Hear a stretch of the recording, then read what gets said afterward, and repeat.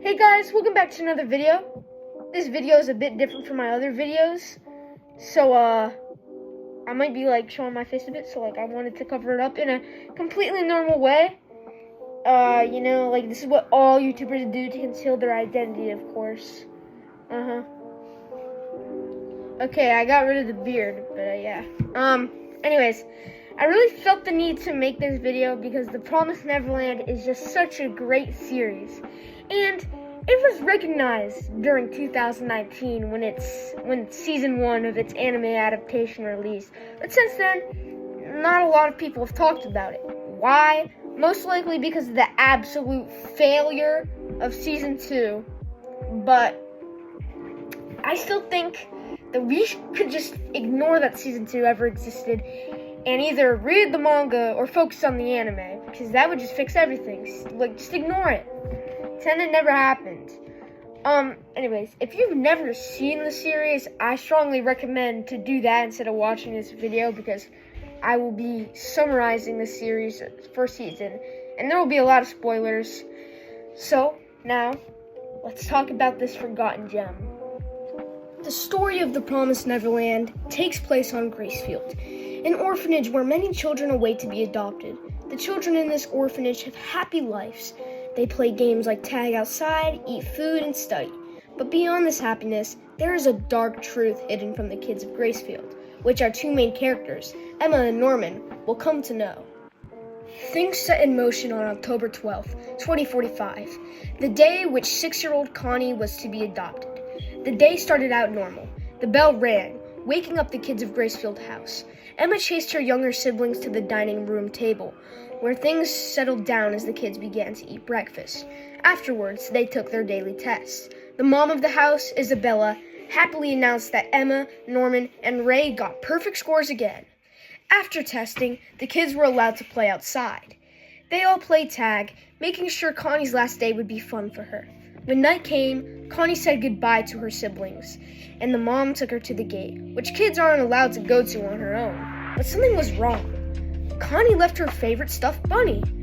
How could she have forgotten? Emma and Norman grabbed it, sad that she forgot to take it. Ray, the other oldest kid, popped up from around the corner, announcing that Mom and Connie probably hadn't left yet. Emma and Norman decided to head for the gate, claiming that they would take the consequences for going afterwards. They arrived at the gate, but Connie and Mom were nowhere to be found. Emma lifted up the curtains to the back of a big truck beyond the gate, planning to leave the bunny there. But what stood beyond those curtains shattered their happy childhoods and what they believed to be true about Gracefield. It was Connie, lying dead in the back of the truck. Voices lingered, so Emma and Norman hid under the truck in disbelief, trying to grasp the situation. The voices were coming from right next to the truck now, so Emma and Norman peeked out their heads to see what the voices were coming from. Demons. The demons discussed something about shipments, and claiming Connie was merchandise that they wished they could eat themselves. But next, they heard their own mother's voice, having a conversation with the demons about what they called the next shipment. Emma and Norman ran before they were seen, knowing that things would never be the same. They realized that they had to escape with everyone. They couldn't die there. But there was an issue. They left the bunny there. Mom knew someone knew the secret. The next day, Emma and Norman had to do their best to act like everything was normal, while planning an escape with all their siblings. They realized that the most important thing was to confirm their surroundings. They traveled to the edge of the forest that was surrounding the house. They were forbidden from going far out in the forest, but they had to.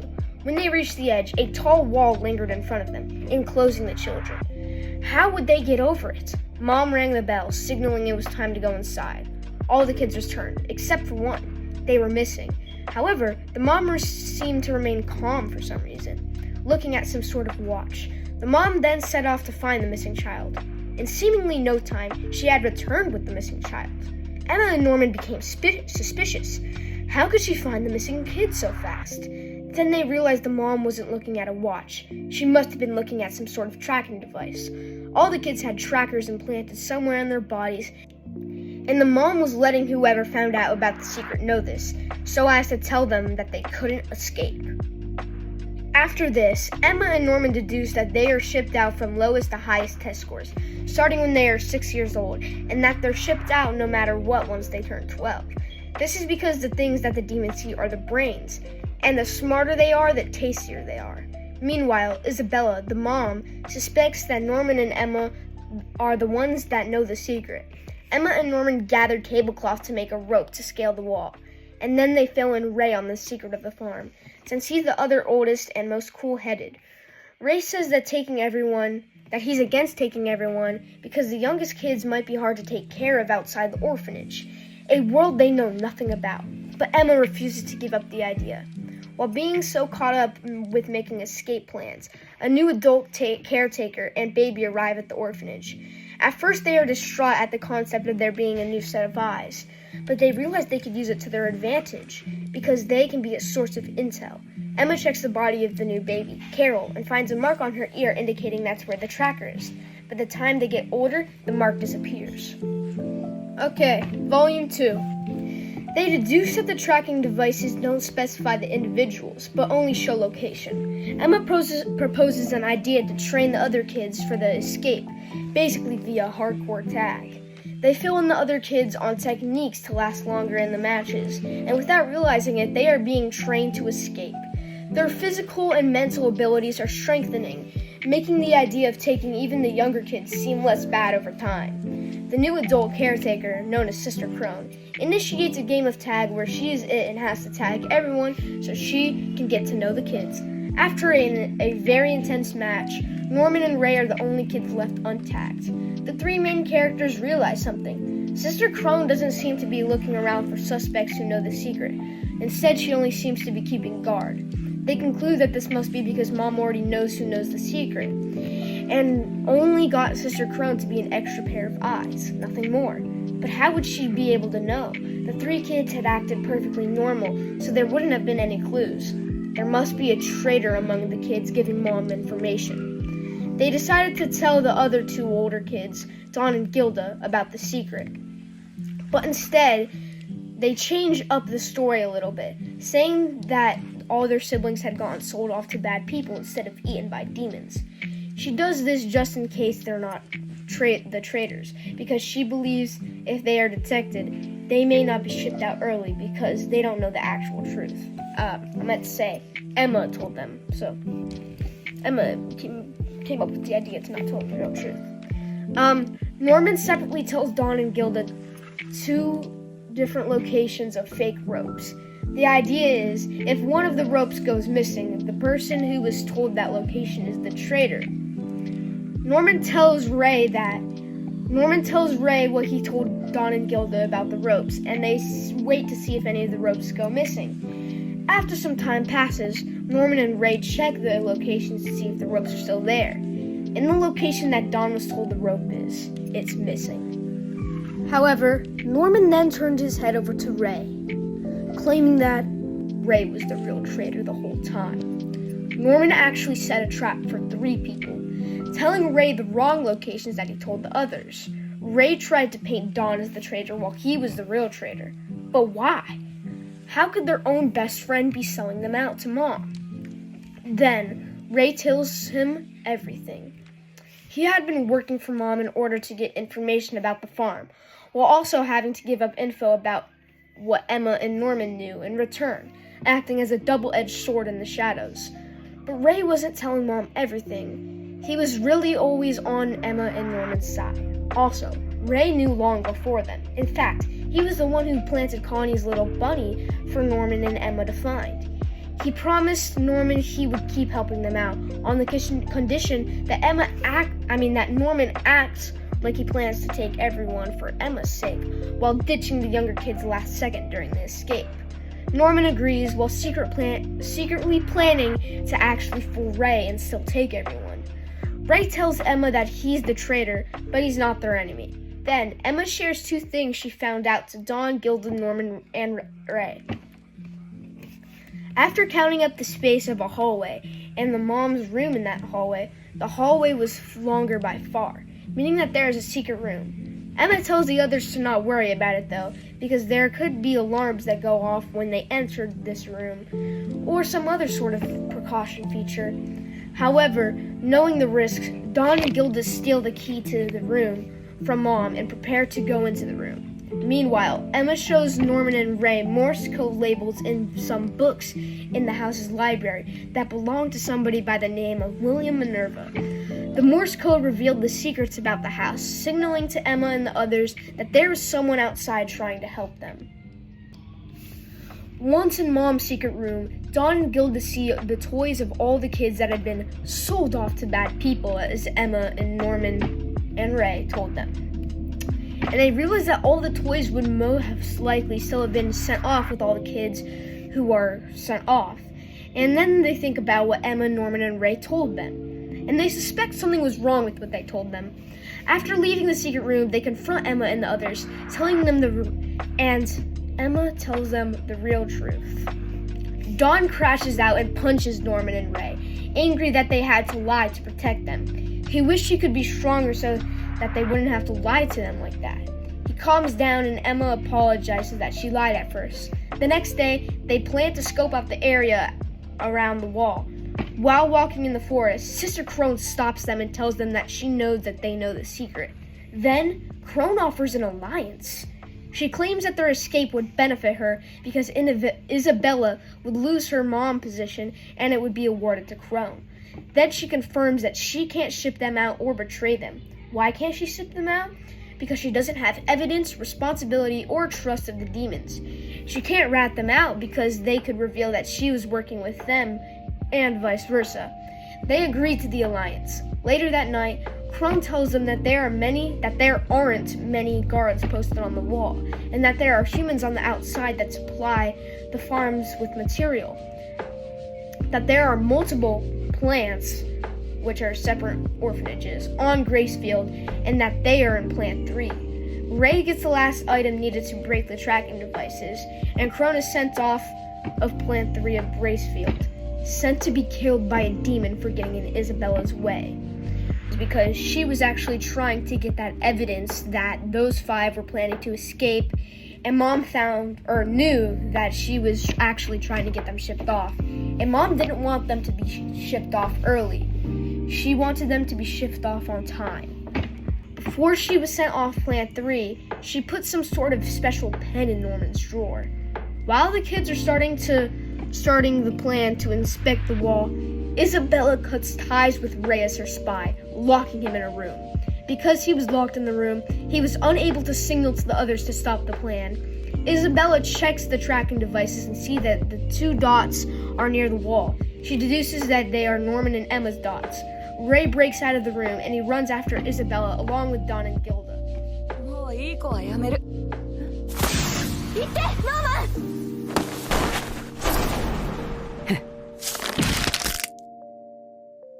Isabella stops them from inspecting the wall, breaking Emma's leg in the process. She then announces that the next shipment date has been set. Norman will be shipped out the next day. Volume 4. The main group is at their lowest point in the story. Emma's leg is broken, meaning they wouldn't be able to safely escape. Their source of intel, Sister Crone, has been killed, and they failed to inspect the vicinity. And worst of all, Norman has been set to be shipped out the next day. They rapid-fire ideas at Norman so he doesn't get shipped out, proposing that he could act like he escaped while using the device to break the tracker that Ray made and hiding out in the forest and waiting for the others. And that they could also get really sick so they don't get shipped out in his place, which was Norman's main concern. After a long time of them convincing him, Norman says he'll inspect the wall alone and hide in the forest. The next day, Norman heads to the wall and uses the rope to scale it. But what unfolded before his eyes, beyond the wall, only made their situation 10 times worse. Norman returns to the house. Emma and Ray lose it. Why would Norman return? Then, Norman reveals it to them. The only way to pass it would be the bridge that's connected to Gracefield's headquarters. In the end, Norman was afraid that the others would still be shipped out in his place, or the plan wouldn't work. That's why he came back. When night came, he was shipped out, just like the others. Emma tried to help him one last time, but Norman stopped her. Emma and Ray are at their lowest points. Ray even tells Emma to just give up and that they should die there. Emma tries to think of more plans, but concludes it's useless. Or does she? 2 months later, January 14th, the day before Ray's birthday had come. The night before he also gets shipped out. Emma enters the dining hall late at night, and there she sees Ray. They realize that they're both on the same page. Neither of them had actually given up. During those 2 months, they had not talked to each other once to make sure Mom wouldn't get suspicious. Ray tells Emma that right now is the best time to escape, and he has a plan. He opens canisters of lighter fuel, and drizzles them over the floor. His plan is to start a fire in the house and distract Mom. Emma asks, what if she gives up on putting out the flames and comes after us? Ray opened up one final canister onto his own head. He thought there'd be no way Mom would give up when he was in the fire. He was grade A merchandise for the demons after all. To him, that was the only answer. He lit the match and dropped it. Flames erupted, filling the room. Emma screamed, alerting Mom. Mom panicked as she tried to put out the flames. Then she noticed Emma was missing. She followed her tracker, only to find her severed ear. But before then, Emma actually caught the match. 2 other kids entered the dining hall with various items. They placed them in the lighter fuel. They were items that gave off Ray's scent, like hair, meat, and his clothes. After that, they lit it up. Norman had figured out Ray's plan before he died, and how to counter it. He told Emma everything. All the kids headed for the walls, prepared to escape. Before Norman had even died, they began telling other kids the secret in secret from Ray. Back to when Sister Crone was giving information, for example, the other kids were listening in. And over those 2 months, Dawn and Gilda told the rest. However, Ray realizes that there seems to be kids missing. Emma decided in the end it would be best to leave the kids 4 and under. But of course, not forever.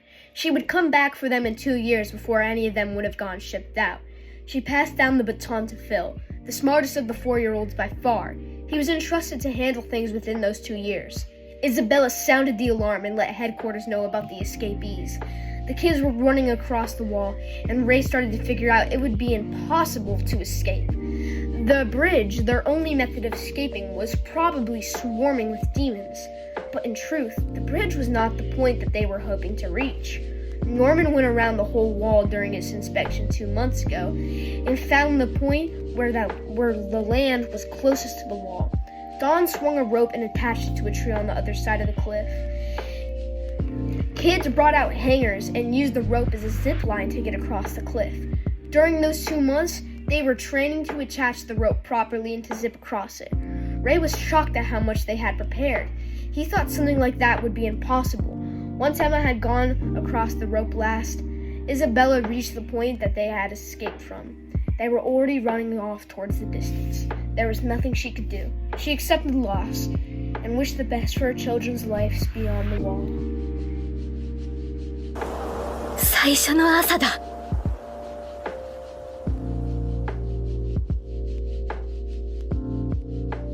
Alright, here are my ending thoughts. To start off, I would like to say that if during some point of my summary things didn't make sense, it's because I had to leave out a lot of details to make the summary quick. Anyways, The Promised Neverland is genuinely a great series that deserves more recognition. It's truly sad how it was ruined by its 2nd season, and I hope it can get remade to go along with the original story. The way the story captures fear, tense moments, shocking scenes, and victory is really great. The concept of the story and the main character's determination and different ideas of getting to a shared plan to escape really draws you in. Each key plot point leaves you wanting more and to see what it leads to. Slowly learning more about this orphanage and world as a whole is really interesting. Our knowledge is slowly growing more from the main characters' perspectives, and that's just awesome. I don't think there's really any mistakes in the initial season, and I'd be willing to give it a 10 out of 10. I love how something as small as a game of tag is made really interesting and intense in the story. Originally I'd planned to say this earlier, but The soundtrack of the anime is also really good. The music goes along amazingly well with each scene it's in. Another thing I can say about the series is that it's probably one of the few series I can consistently rewatch over and over again. I've probably seen season 1 at least 6 times. Anyways, I don't think my talking can really do the Promised Neverland justice, so please go watch it yourself if you haven't. If you would like to see more videos about anime, manga, art, and maybe some edits, go check out the rest of my channel.